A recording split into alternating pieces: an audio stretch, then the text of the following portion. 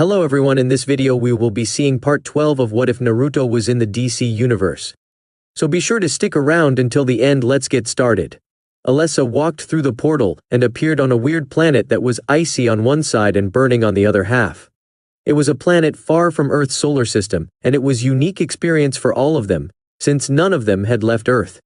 Alessa found the change of scenery extremely fascinating and thanked Naruto for showing her something new.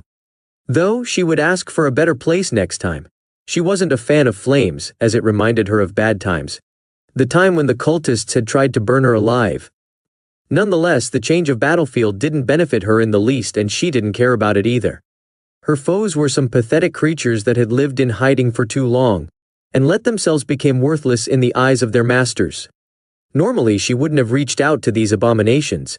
However, her new purpose in life demanded that these creatures change for the better or die. Truly, not killing was hard, and killing was easy. Alessa wondered how the Mister controlled himself from erasing everything. It wasn't hard for her to know that he hated evil from the core of his heart. Maybe that is what adulthood entails. Or is it a quality of a leader? Maybe both. Alessa thought as she observed her opponents who gathered their bearing. "Child, do you know where we are?" Hippolyta walked towards Alessa and asked calmly. She didn't think that the little girl was much of a threat, though she wasn't careless even with that thought. "I don't know. But, does it matter? None of you are getting out of here, until Mr. Emperor calls." Alessa replied with a calm tone, though her words were anything but friendly. "Child, is that man forcing you to submit?" Hippolyta questioned, as Naruto had demanded submission from them, so it wasn't out of the realm that he might have done it to the little girl. "Old hag, stop asking pointless questions. Mr. Emperor might be harsh, but he is million times better than you. Your kind disgusts me, and I would have killed you if it wasn't for his command." Alessa couldn't stand her presence, and the world started to change around them. Hippolyta saw the world shift as if paint was being peeled away from the walls, and all of them were transported to Silent Hill. It was Alessa's nightmare realm that took shape of her little town, and in that world there were her servants ready for combat. The Yellow King in all his majesty was sitting on his throne in Pyramid Head, looking extra menacing after the last fight with the Spirit King. But they weren't the only ones present. Taking from the darkest fears of the women present, an abomination of darkness took shape of a man without any face. It looked extremely disgusting and vile, as it was the deepest fear of the Amazons, so Alessa shaped it into something of her desire. It was what she had learned from Naruto, since even she couldn't stand some shapes. Looking at the changed world, the women didn't know what to do except take down the witch. However, looking at the dark man made them lose hope, and despair took over their hearts, as the dark past seemed to play in their eyes. "Enough! Child, stop this tomfoolery!" Hippolyta smashed the ground with the butt of her spear, releasing a golden halo to snap out her girls from the panic. "We will talk when you qualify for such a thing.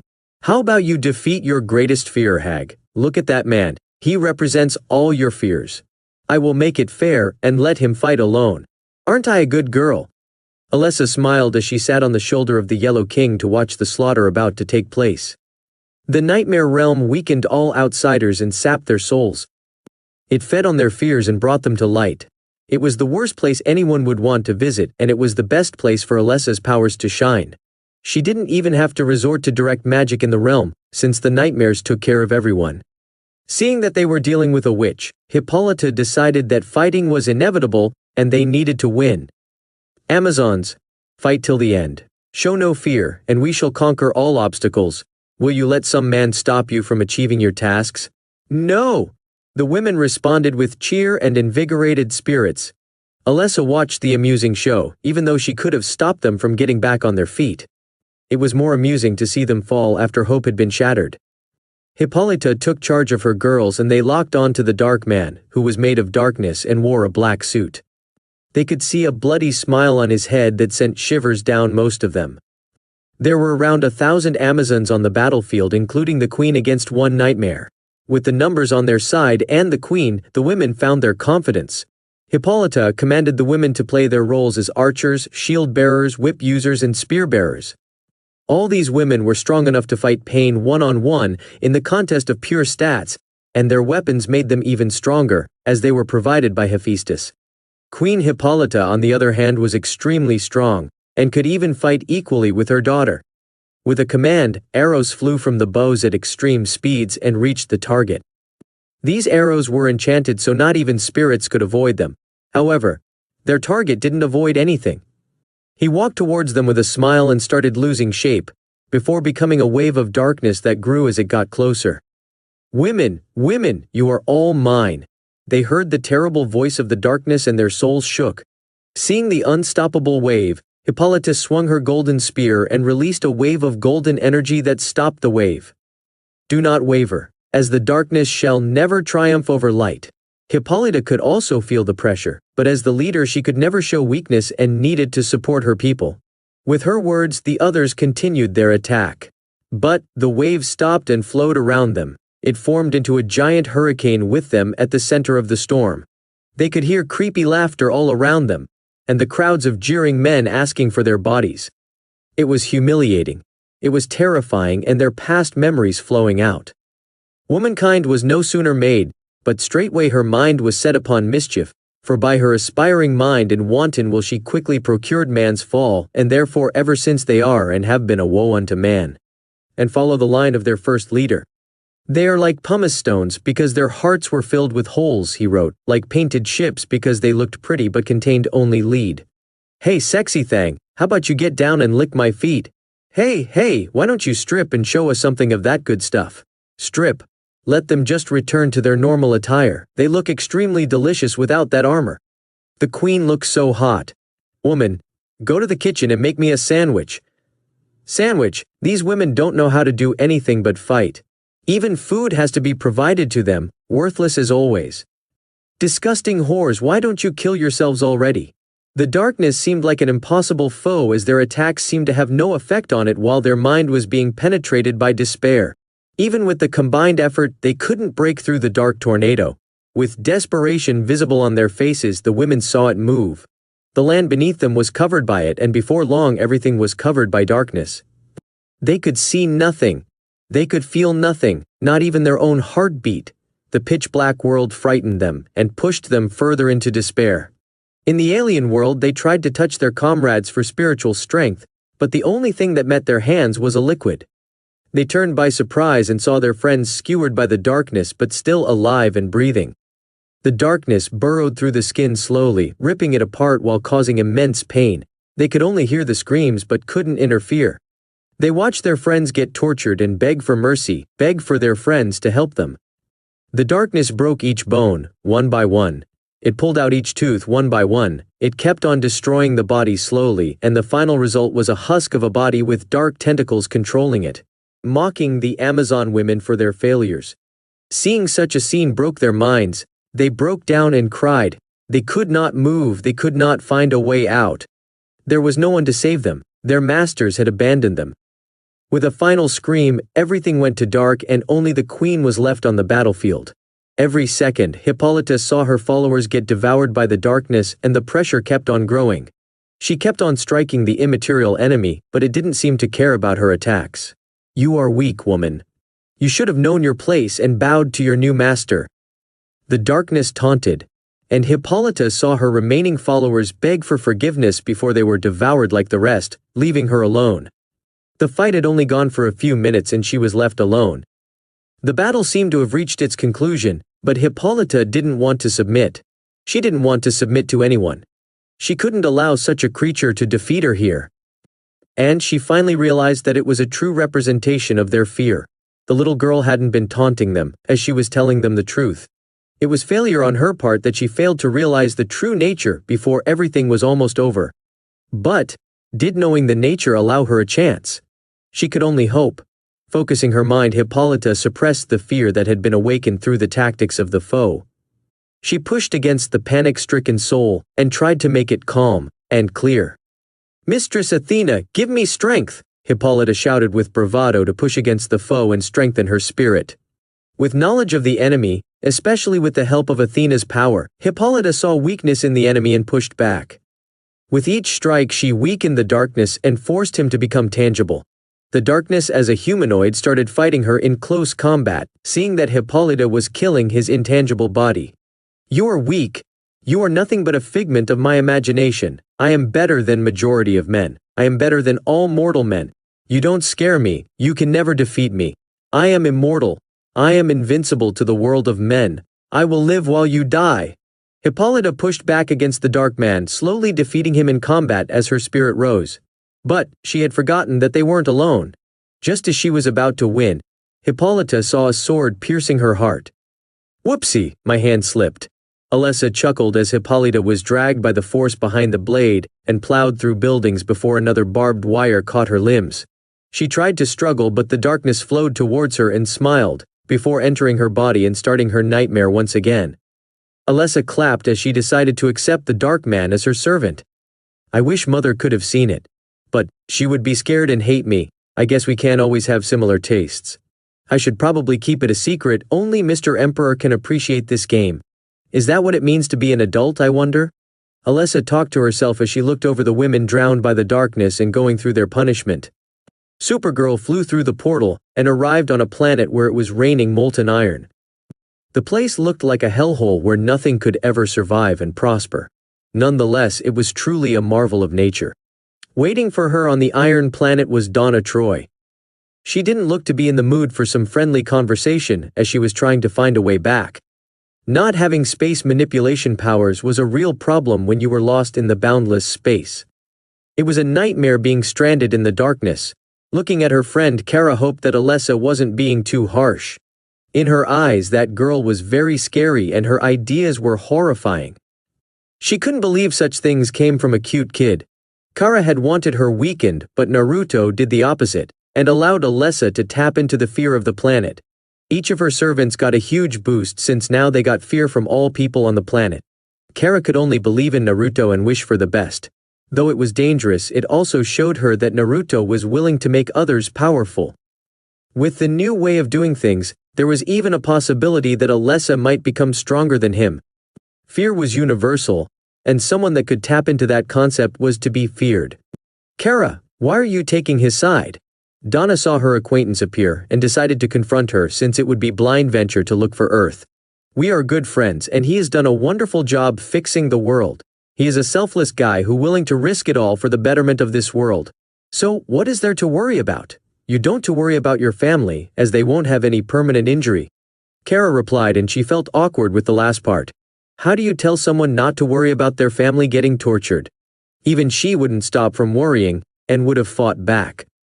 You don't look confident. Kara, let me out of here. I need to be with them. Donna was grateful to Naruto for helping her with the depression, but now her family was being targeted. She couldn't allow it. Was it right to help them, or was it wrong to help them? Donna was conflicted because morally her family deserved the punishment, but her heart couldn't agree to the logic. Her heart convinced her that they had changed, and Naruto was not the judge for this crime, as he had no such authority. I can't help you with that. He won't compromise for anyone, not even family. Donna, I know it is hard, but they need this punishment. It will help them learn from their mistakes, or they will continue such evil acts. Kara replied while fixing her tone, as did feel confident in Naruto's action.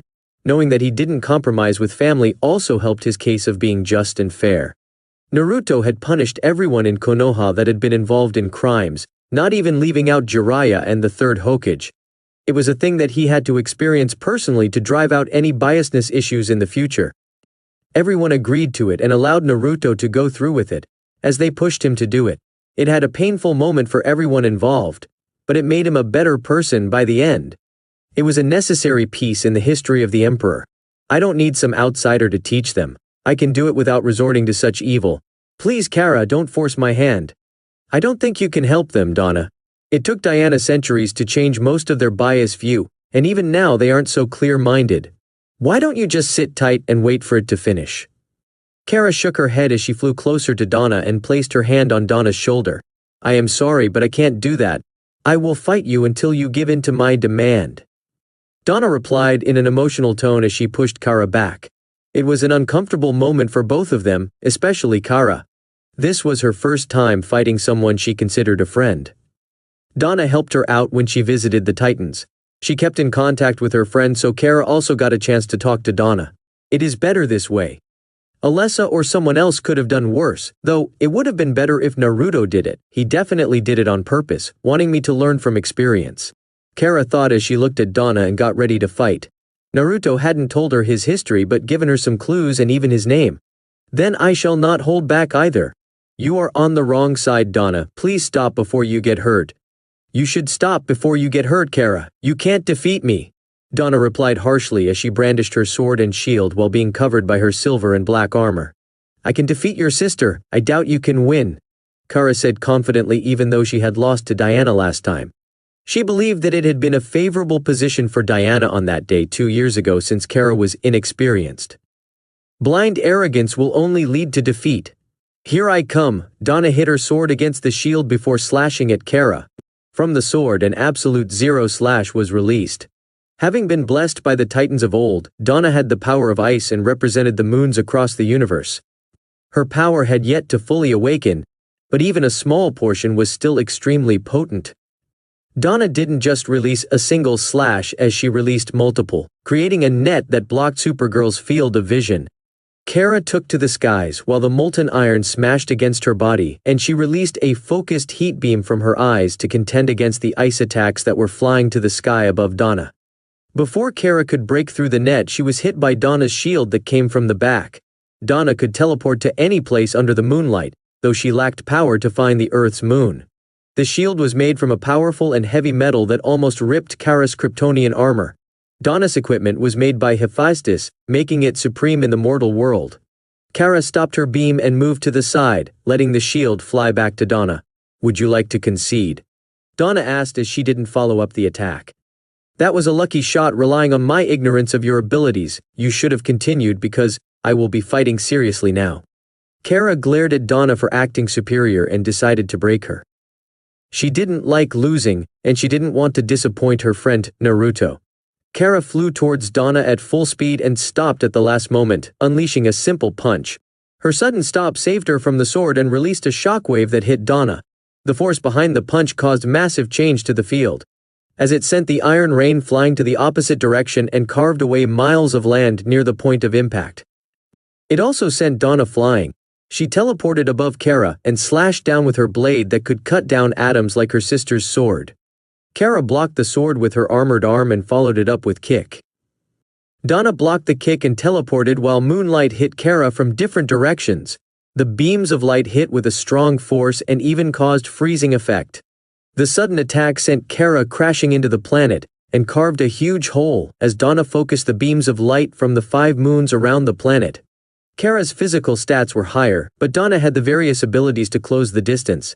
The kick had enough force to cause minor fractures on her arm if she hasn't used the shield. Nonetheless, it definitely hurt a lot, and her counterattack hurt Kara. Kara blocked the beam with her arms, creating a force field with her armor that used her solar energy as source. She was being powered by the yellow sun near the planet, so it was a matter of time before her victory. However, Donna was intent on finishing it before that happened. Kara understood that fact and unleashed a charged heat beam from her eyes that broke through the moonlight and crashed into another charged attack from Donna. Both attacks canceled each other out and caused a massive explosion that almost sent the planet on a death row. It rattled Kara and lowered her energy reserves while Donna had been saved by the moonlight barrier. Taking the chance, Donna charged up and flew towards Kara while covered in moonlight. She was like a meteor that crashed into the planet and hit Kara directly with a powerful shield bash. The planet couldn't hold up anymore and was destroyed by the impact while Donna crashed through the other side with Kara. The impact sent her flying and Kara lost consciousness while her armor was trashed. It looked like she was about to continue flying, but Kara came to a stop. Her body started shining with golden energy that brought her out of unconscious. Wake up, little girl, if you don't want to admit defeat. The voice rang inside Kara's head, and she saw the golden energy form a small 9-tailed fox. Kara felt like she was dreaming after getting hit too much on the head. Who are you? I am Naruto's partner. He expected that you will have a problem with the foe, so I am here to support you. Kurama replied with a smile as he liked the idea of others depending on him. It felt great being awesome. Can you stop her from teleporting? Of course, that's all I need. Kara smiled as her body healed up and Kurama forced more solar energy into her body, refilling her energy and giving her another boost. You can even do that. Kara was surprised at the increase in the absorption rate. It was a rate only possible by going into the sun. We control all of nature, girl. You are lucky to follow us, or a fight would have been extremely humiliating." Kurama replied with confident tone as he disappeared into Kara. Naruto had sent a small piece of Kurama and his energy with Kara. Kara's eyes shone with golden energy filled with immense solar energy. Donna was surprised at the sudden change in situation and tried to teleport behind Kara. However, she couldn't do it anymore. Kurama had locked space. Kara released a powerful beam and it smashed into Donna's shield, carrying her with it. The remaining part of the planet was incinerated, and with the movement of the beam, even the moons were cut apart to weaken Donna. The powerful beam's burning and force gave mortal injury to Donna, causing immense burns and fractures. Donna threw up blood and screamed from the pain as her blood was boiling while her skin was stuck to the armor. Her equipment was strong enough to handle the attack, but Donna wasn't. Finishing with beam, Kara flew towards Donna and caught her by the face as she smashed Donna into the nearby planet. The speed increased dramatically and Donna was unable to react as her head collided with the planet. The force completely shattered the planet and caused fractures in her skull. It seemed that she had won the battle, and her body was further filling up with energy when Donna's body released a white halo that sent Kara back and almost froze her body. Donna's eyes were shining with white light and causing everything to freeze up. She seemed to have gone into trance, and her power seemed to have increased in potency. Her armor disappeared and replaced by new equipment. It was a costume composed of various items gifted by the Titans of Myth, including an amulet of Cronus, a mystic net from Oceanus and Tethys, golden armor forged by the sun itself from Tia and Hyperion, an earring of balance by Themis, a bracelet that used to belong to Phoebe, and from Crius and Mnemosyne a cloth from the starry firmament. Cronus was the king of Titans and had the power to even control time or slay the immortals. The amulet gifted by him allowed Donna to accelerate or slow down time. Oceanus was the Titan representing the oceans, and the net gifted by him was extremely durable and allowed Donna to capture her enemies even if they were big or unstable as the oceans. The Tia and Hyperion were Titans representing the stars. As such, the golden armor gifted by them was made by using a star. It was extremely heavy and durable. It also allowed Donna to control flames and resist them to a higher degree. Even going into the sun was possible. Themis was the Titan of law and balance. Her earrings allowed Donna to utilize the power of balance. If things looked heavy on one side, she could use the earrings to make things balanced. If her injuries were higher than her foe, she could make it so that both of them had equal injuries. Phoebe was the Titan of the moon and it was her power that was mainly inside of Donna. Her bracelet allowed her control over the power of darkness and cold. These powers were already inside Donna, so the bracelet boosted those abilities. Finally, Crius and Mnemosyne were Titans of memory. The starry dress formed under the armor was extremely durable, and it even allowed Donna to memorize every single thing with utter ease. It even allowed Donna to access memories of others. With all these gifts and her Titan powers seeping out, Donna had attained a higher level of power. That might be even worse than Hercules. It was outside of Naruto's expectation. "Donna?" Kara asked before her foe created chains of lights that caught her limbs. Kara had reached large planet level and even then her physical prowess couldn't allow her freedom. She was shocked at the scene and worried for Donna, since the woman was acting strange. "It seems like you are in big trouble. I am going to boost you further, and it may hurt." Kurama also saw the urgency in the situation and decided to help out. He couldn't allow this Donna to interfere with Naruto's fight.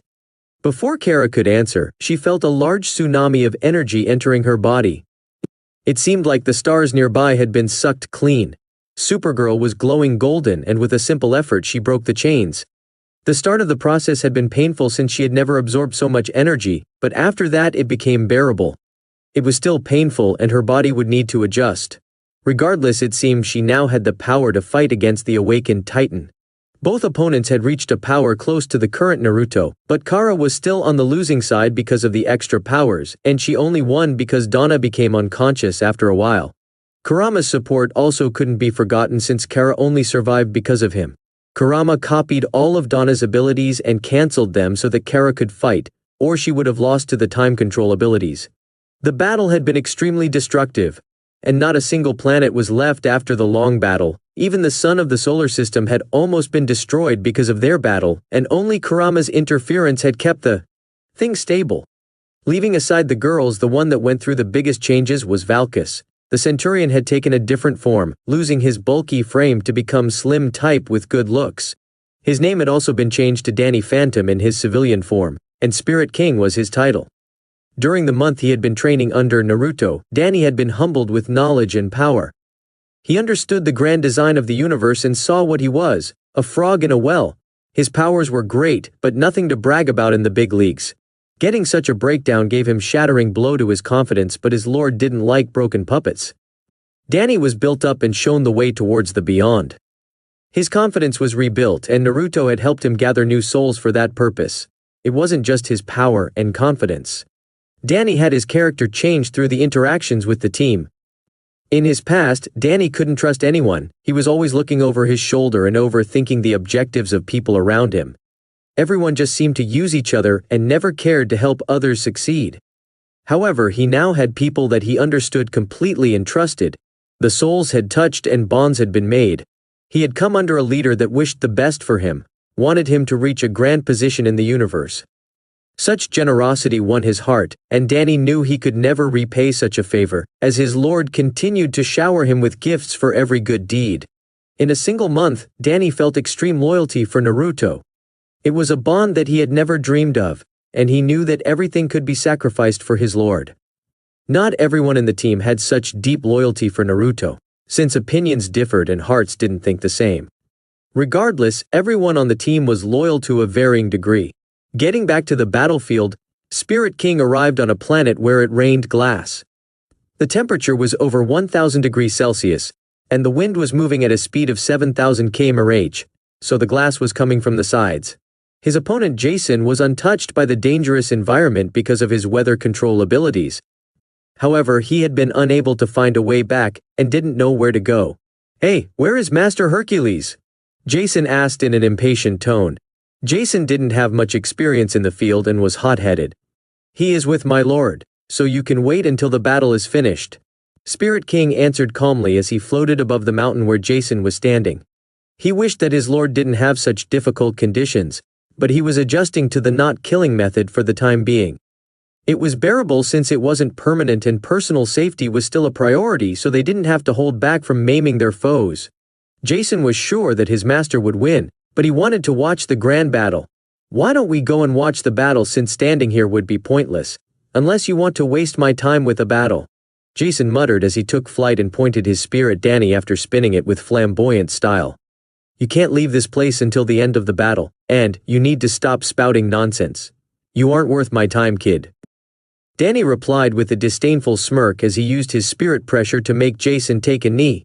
The unexpected move almost caused Jason to crash into the mountain, but he managed to stabilize his flight and flew to Danny's height. "Is that the best you got?" Jason challenged as he focused on Spirit King. He understood that the foe wasn't weak and required his attention. His master had told him to even finish a fly with full force, so he would never hold back. Though it did cause awkward and dangerous situations, like the time when he struck a mosquito with a lightning bolt, erasing their mansion. He was forced to make it from scratch as punishment. It did make him reconsider those words and decided to just apply it on real opponents. "That was just a warning, and this is the appetizer." Spirit King replied with a smile, imitating Naruto, and appeared behind Jason. His palm hit Jason, and a spirit beam was released from it that blasted through the mountain range. However, it passed through Jason without harming him. Jason took on a gaseous form the moment he felt the change in the air, and used his defensive strategy. Letting the attack pass through him, Jason retaliated with a lightning strike that almost struck Danny.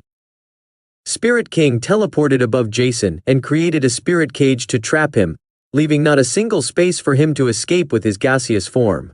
Following that, Danny created an ethereal spear and threw it with full force.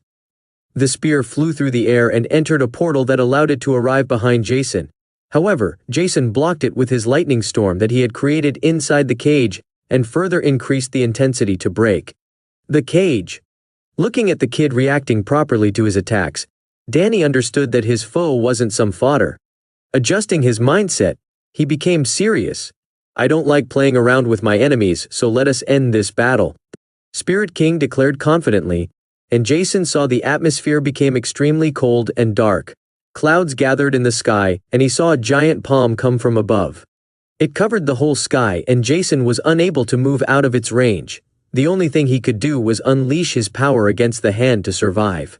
Releasing the charged lightning storm, Jason tried to survive. However, it was futile. The large palm was unstoppable and was made with huge amounts of spirit energy. It was a move called the Palm of the Immortal King. It was invincible. The pressure it produced paralyzed the foe in their energy, it pulled their souls. It pushed the target into despair and made them panic. Just like a bug getting crushed, Jason was smashed into the ground. The planet shook from the impact and almost split in half, while there was a huge crater on ground zero. Jason had been defeated. His bones were crushed, his body was almost frozen completely and going through necrosis from the darkness aspect. It was an ultimate move for Danny, so it contained all of his abilities, and even used up a lot of energy. Satisfied with the results, Spirit King cancelled the effects and healed some of Jason's injuries so that he wouldn't die. Getting to the main fight, Naruto and Hercules arrived on a large planet that was twice the size of Earth and 10 times as dense.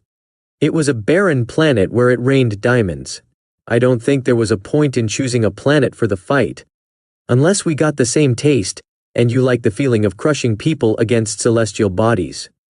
Hercules commented with amusement as he felt the diamonds crash against his skin. He was an extremely chill guy and didn't take things seriously anymore.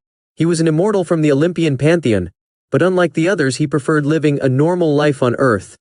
It doesn't matter where we start, all of them will disappear when we fight. Naruto replied as he stood beside his foe like they were friends admiring the view. True, and I gotta say, I like the way you think. Then why don't you accept my offer, Hercules? You know that words aren't enough for what you have done in the past. I don't really like talking about my past, but I give you a pass. I regret what I did and I apologized for my actions. You know, things were terrible in those times, so my upbringing wasn't really upright. You can guess by the deeds of victims, none of them were innocent either. Nonetheless, I was actually punished and I fought for good for thousands of years. I don't bring it up because it is my payback, but I think I have repaid my debt. I kept the Amazons safe during Darkseid's invasion. I kept Atlantis and the Amazons safe from the Giant-born. Fighting the Giant-born took me more than 1,000 years in another dimension, where I almost went insane. I actually have no problem working with you, since it looks entertaining and purposeful. However, you have to fight me and prove your superiority, or you have to serve me instead. Hercules looked at the sky as bad memories passed through his mind. Things he regretted and things that were tragic throughout his past. Naruto didn't deny his words as he also saw through Hercules' mind and decided to let him off. The target had suffered enough and had repaid his due. Hercules had gone far enough to even continue his guardianship of the Amazons even when it wasn't his duty. He just hadn't shared such details with the Amazons, or tried to get them to forgive him. He was weird in that way, as he continued to blame himself for all his past deeds. Even now he blamed himself for his family's death, though it had been Hera's fault. Naruto realized that there was something wrong with his head, and it wasn't natural. Someone had fixed his mind so that he would never go against Olympus. It wouldn't make sense that someone like Hercules wouldn't get revenge against Hera without such a thing. Naruto couldn't see a single thought about vengeance, and he had never even tried. Naruto understood further how terrible the Olympians were and how vicious Hera could be. He would ensure that the king and queen of Olympus got their due once the world was settled. He would make them submit and tie them down to his soul to further strengthen his powers. You aren't going to back down after losing, are you? I swear on Olympus that I will serve you if you can defeat me. Is that good enough? Hercules didn't hesitate to take an oath to show his seriousness. It was an oath that couldn't be violated as he would be punished by the immortal of justice, and maybe vengeance. He knew that people had trouble trusting him because of the past. Most of the time he wouldn't care about what others thought, but he didn't want to mess things in the current situation. He had good gut feeling about Naruto and knew about all his deeds. It would be interesting working with him, even if it was under him. Even if he won, Hercules intended to work with Naruto. I appreciate the honesty and your eagerness. Let us have a good spar and may the best fighter win. Naruto walked away from him and turned around. Hercules smiled at the casualness from his foe. It was a new experience and his passion for a good fight was ignited even further. I am not going to hold back. Here I come, Hercules declared with a hearty laugh as he flew towards Naruto. Both warriors were in their armor but without their weapons. Naruto reacted with a knee strike to his head while Hercules blocked it with his hand and went for a headbutt. Just as Naruto was about to get hit, Hercules was pushed down by a golden hand that came from Naruto's shoulder and caught his face. Following that, Naruto gave him a left kick, but Hercules turned to a cloud and dispersed before his arms extended to strike Naruto. Naruto caught one of the arms and pulled while a golden fist hit the cloud Hercules. It didn't pass through the cloud and hit Hercules, as Naruto copied the ability and cancelled it. The fist sent Hercules crashing through mountains, and the force behind it dispersed land and everything nearby while the planet shook from the impact. Naruto appeared behind Hercules and gave him an axe kick from above, but Hercules almost caught the leg. But Naruto vanished again while a hand pulled Hercules from below that threw him against the planet before a large fist came from above. Hercules countered it with his fist, and the impact caused a massive explosive shockwave that destroyed everything in the vicinity. That was a fun starter. Let's change gear, shall we? Hercules was satisfied with the appetizer and decided to use more of his powers. He was the immortal that represented strength, meaning he was extremely powerful. His father Zeus was a galactic-level being at the minimum, and most of the other Olympians were not weaker than solar system level. Hercules was one of the youngest and the weakest of the immortals, but he was physically solar system level. That was multitudes greater than star level. He could turn every JL member into a past memory with a single serious punch. With that fact in mind, Naruto was avoiding direct hits. His knee had almost been ripped off when Hercules pushed it down. It was an extremely dangerous battle, but Naruto didn't mind. He actually loved it. He loved challenges, and the recent easy battles had been a total bore. It was good that people submitted without a fight, but he also wanted to have a good spar once in a while. Naruto didn't reply to his words and moved at full speed. Hercules was like a statue as the Speed Force had been utilized. Along with the Speed Force, Naruto utilized the phasing ability from Eminem, flying around Hercules at insane speed. Naruto showered him with golden fist strikes that passed through the invincible armor and hit the insides.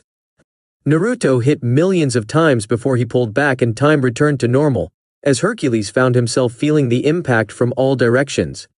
His body was pushed from one side to another while his innards seemed to have almost exploded by the insane force. Hercules threw up golden blood as he looked at Naruto standing above him.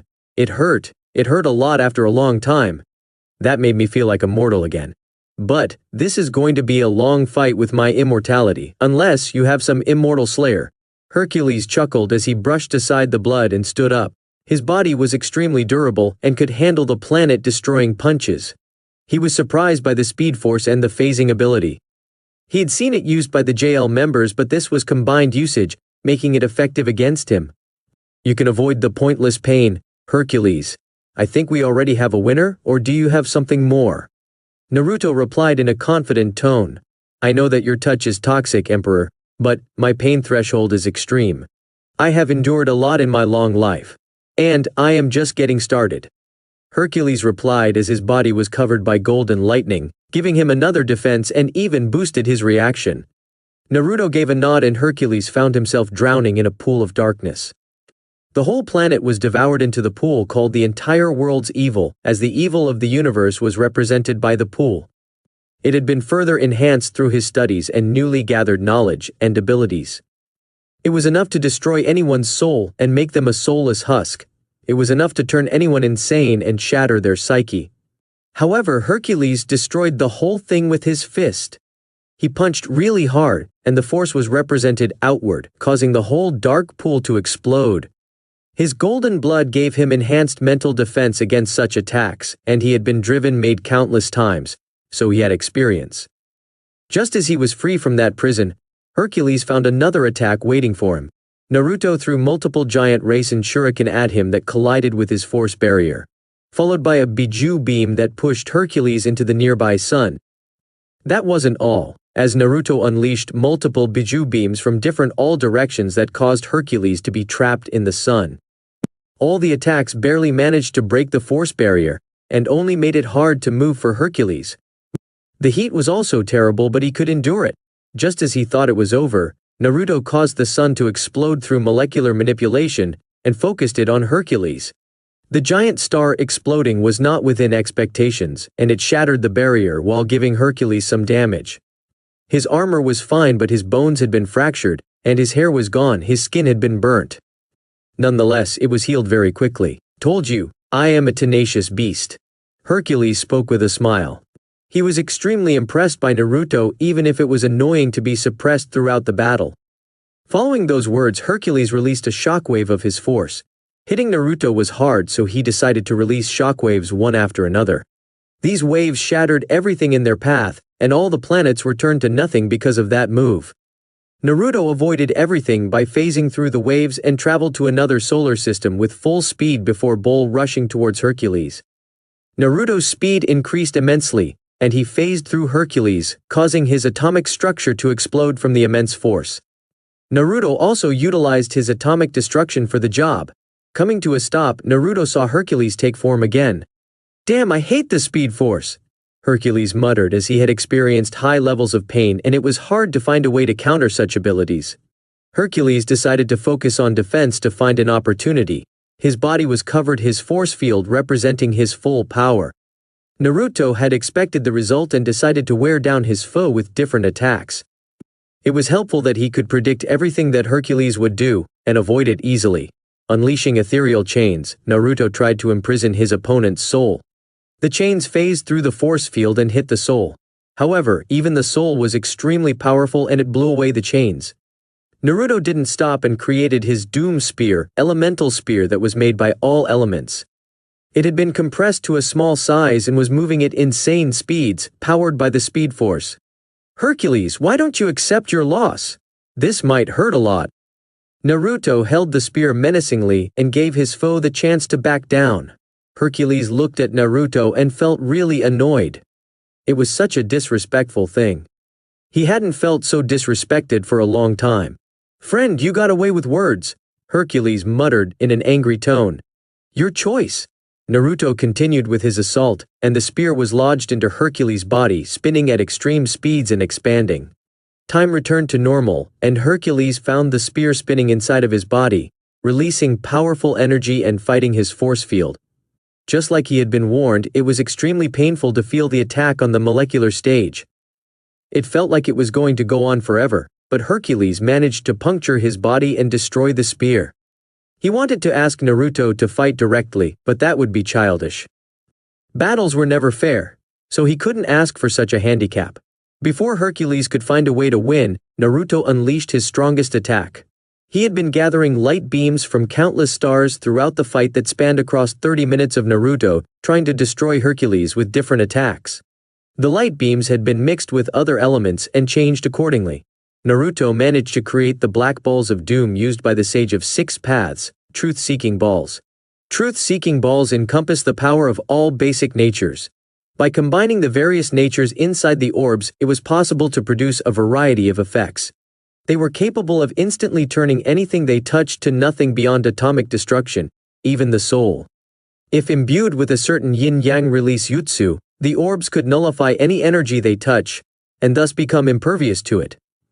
This includes negating the regenerative qualities, making it possible to permanently damage and kill immortals. However, the orbs are incapable of nullifying senjutsu, and higher type of energy, like Omega Force used by Darkseid or energy used by the Olympians, etc. The power depended on the user's understanding and could be further enhanced to counter all times of energy. The beams had turned dark, which was why Hercules hadn't seen the billions of dark beams gathered around the battlefield. The beams phased through the barrier and targeted the molecules of his foe. This was Naruto's strongest attack, using up majority of his energy. He had nothing stronger than the Storm of Chaos. The attack was beyond star level and being targeted directly with the erasure effect along with energy cancellation. In addition to hurting the enemy, it also drained the opponent's life force and powers. With such a move, Hercules found defeat. He was blasted to nothingness and had difficulty getting back together. His healing ability was heavily restricted, so Naruto caught him inside a cage made of the black balls. "The battle is over. And it was fun while it lasted," Naruto muttered as he had avoided some dangerous attacks during the battle. Hercules had even tried self-destruction on Naruto and he only survived because of precognition. However, with those words, Hercules was confused. The battle had yet to start and Naruto said such words. Just then he was blasted to nothing by the black beams and trapped inside the black ball. What the heck just happened? Hercules asked as the battle ended instantly. He couldn't believe it ended like that. I can see the future, Hercules. I fought you and won. Let me show you. Naruto replied with a smile as he showed the battle. He was extremely happy at succeeding with his new ability that built upon his precognition from Sage Mode and his eyes. It was called the Alpha Force. It an ultimate force which, in battle, instantaneously replayed the elapsed battle. Although Naruto's attacks are over in just an instant, you can't grasp how many attacks he actually unleashed. And in reality, you can only see the final blow that brought down the opponent. With this ability, Naruto could literally see through the battle and replay it, allowing him the ability to finish the opponent easily while knowing what works or what doesn't. However, it wasn't perfect yet and didn't allow him one-shot victory if he never had the ability to do so. It also didn't work with too many opponents on the battlefield and was energy heavy. Finishing up with the fight and understanding his loss, Hercules was deeply impressed. Fighting was fun, but easy victories had a deep impact on the opponent. It was one of the reasons why he used Alpha Force against Hercules. The guy wasn't bad now, but there was always pride. Most couldn't endure taking orders from someone inferior or equal to them for a long time. The easy victory showed the difference in their abilities and made Hercules believe that there was a massive gap between them. He wouldn't even dare go against Naruto as an enemy. With all the battles completed, Naruto gained new abilities and new servants. Hercules and Jason decided to work for him as promised, and they were happy about it. The guys loved action and knew that Naruto's path was filled with it. They could finally live the old days of conquest and glory again. The Amazons received the punishment and were marked by Naruto without any interference. He didn't forgive them since their misdeeds were recent, and none of them felt guilty about the murder and the child murder. After the punishment, Naruto sat down with Donna and Hippolyta to talk it out. They were inside the gardens of the Queen's Palace, a place where men were not allowed. Naruto owned the place and the rules were gone. His team was also sitting there along with the new additions, Hercules and Jason. Seeing Hercules submit to Naruto was a big blow to their minds and made them understand the immensity of the Emperor. Naruto allowed the Amazons to have a talk with Hercules without their hatred and bias coming in the way. He allowed them a communication of souls.